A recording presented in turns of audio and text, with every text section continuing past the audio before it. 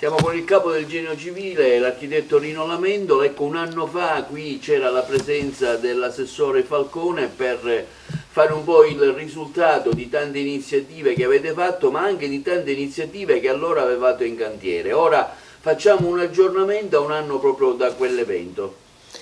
Sì, diciamo che già abbiamo appaltato l'SP12 che è la strada di collegamento, una strada provinciale di collegamento Campobello di Licata-Naro, ma devo dire che nel corso del 2021 sono 7 le strade oggetto di nostri lavori di manutenzione.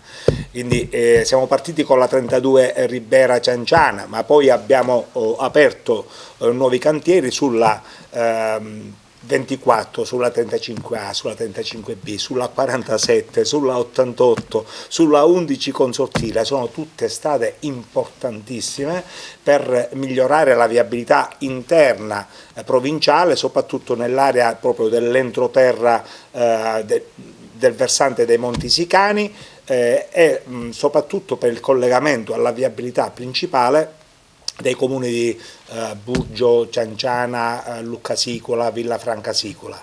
Siamo lieti di offrire ancora una volta il nostro contributo. Devo dire che il Genio Civile è una squadra abbastanza competente, posso fruire di un personale molto competente e devo anche ringraziare ovviamente il governo Musumeci che ha messo a disposizione le risorse. Ma non ci fermiamo qui, tra pochi giorni ci sarà anche l'aggiudicazione della progettazione esecutiva della strada Maremonti, la cosiddetta strada Maremonti che collega proprio tutti i comuni dei Monti Sicani alla 115 e alla 118, quindi un'arteria importantissima per un investimento complessivo di 123 milioni di euro.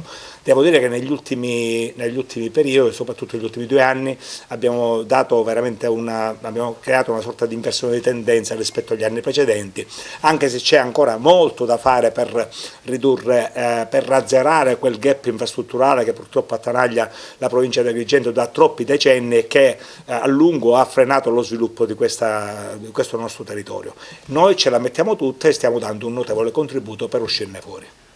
Ecco, volendo quantificare il lavoro svolto, a quanto ammontano i lavori, quest'anno? Ma i lavori che abbiamo in cantiere sulle provinciali ammontano complessivamente a 6 milioni di euro. Poi abbiamo, come dicevo prima, stanziati 5 milioni e 2 per la progettazione della Maremonti, ma poi c'è il grosso investimento dei lavori della Maremonti che sono complessivamente 123 milioni di euro. Quindi un certo impegno della Regione lo vediamo sul territorio.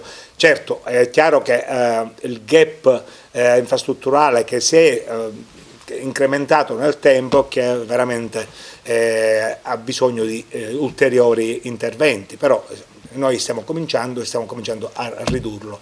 Poi è chiaro che ci sono altri livelli, un aeroporto che manca, i porti da potenziare per consentire l'attracco dei grossi mercantili e delle navi da crociera che transitano nel Mediterraneo.